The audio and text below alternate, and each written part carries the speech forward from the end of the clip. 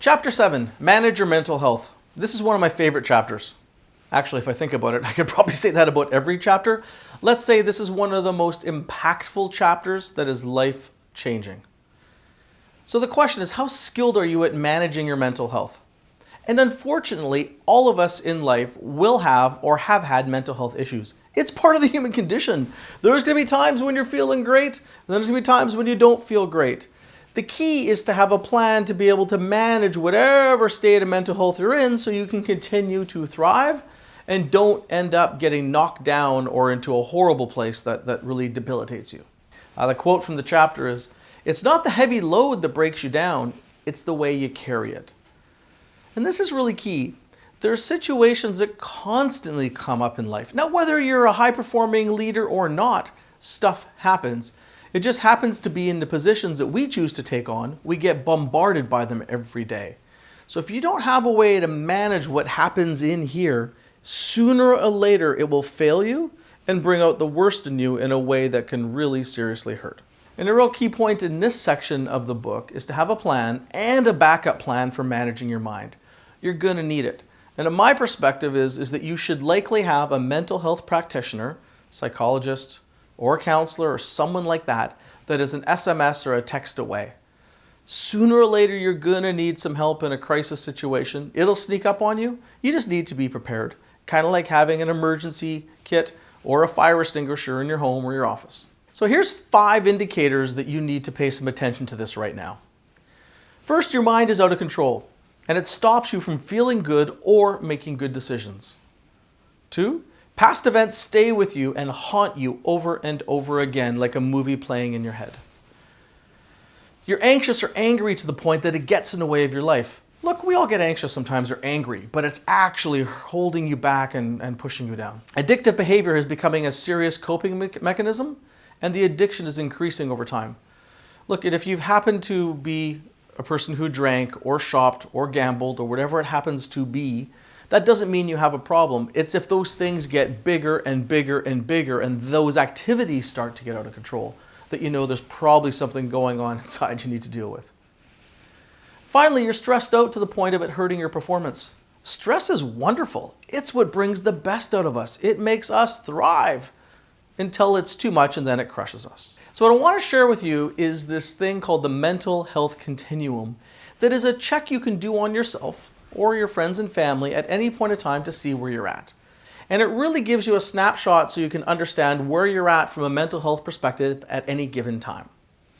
On the left, you've got green, which is normal mental health function.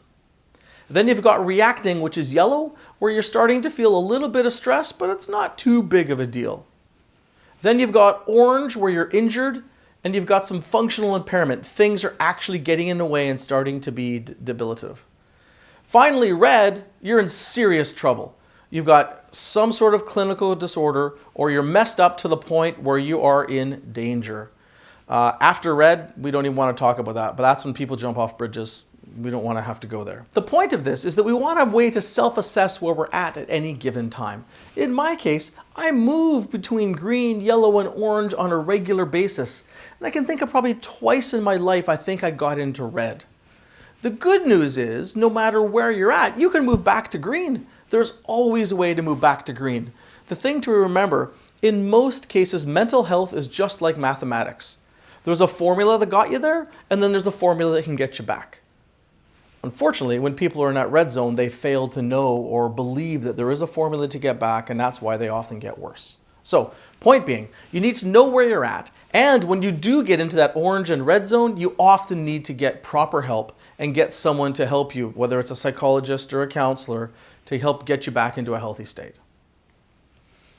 This next slide is more detail about the mental health continuum and what's going on. You can see this in the book or search for it online.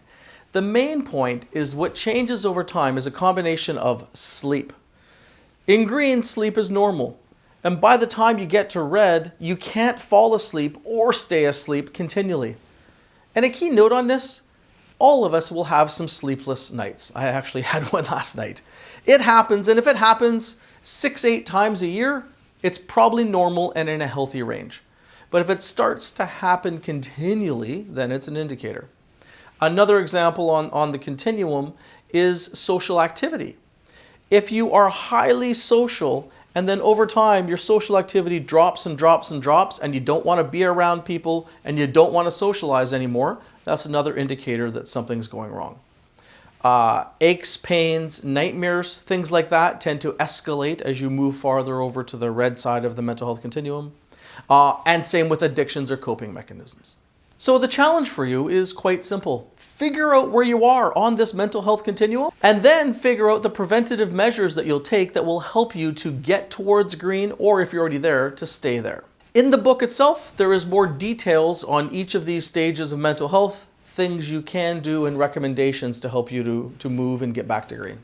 When we go back to the tools, this is all about the self. The mental health is all about managing yourself. And like in the earlier chapters, we talked about resilience rituals and things. Take a look at your plan for the quarter and make sure that if there are things you need to do to help your mental health right now, that they're included in your plan.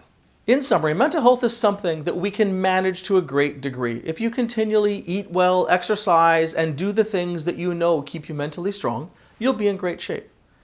But unfortunately, sometimes rogue events, big changes in your life that are either sometimes positive or negative, will throw you for a loop.